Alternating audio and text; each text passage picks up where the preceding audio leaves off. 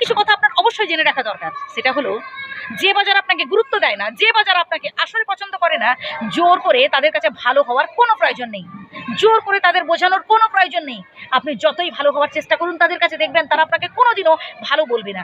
আসলে তারা আপনাকে পছন্দ করে না, আসলে তারা চায় না আপনি ডেভেলপ করুন, আসলে তারা চায় না আপনার জীবনে উন্নতি হোক।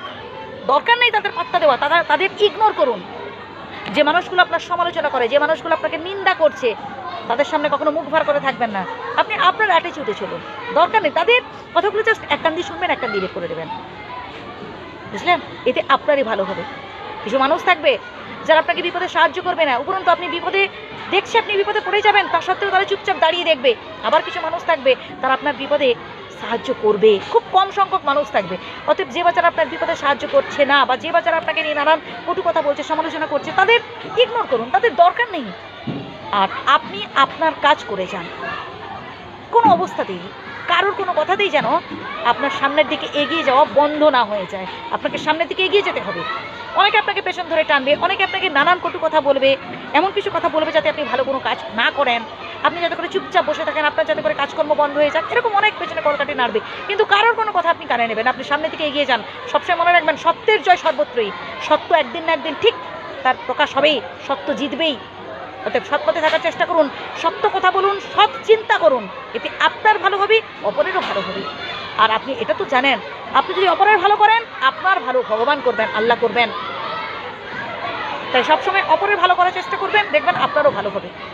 হ্যাঁ, হতে পারে কেউ হয়তো আপনাকে কষ্ট দিয়েছে, কেউ হয়তো আপনাকে খুব এমন কথা বলেছে যাতে আপনি হার্ট হন, এমন কোনো কথা বলেছে যাতে আপনি কষ্ট পান, বলুক, কিন্তু আপনি কখনো বলবেন না এমন কোনো কথা যাতে সে কষ্ট পায়।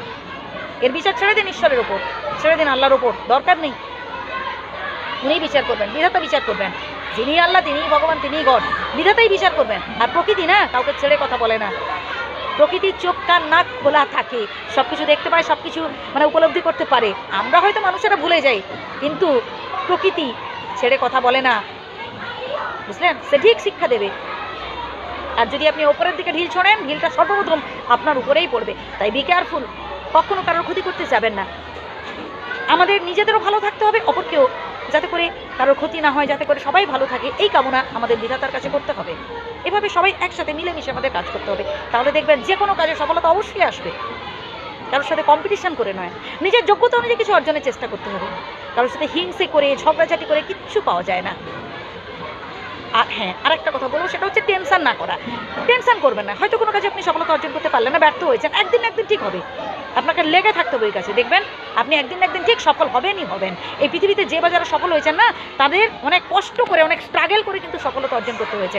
অতএব আপনিও পারবেন, চেষ্টা করুন, ভালো থাকবেন।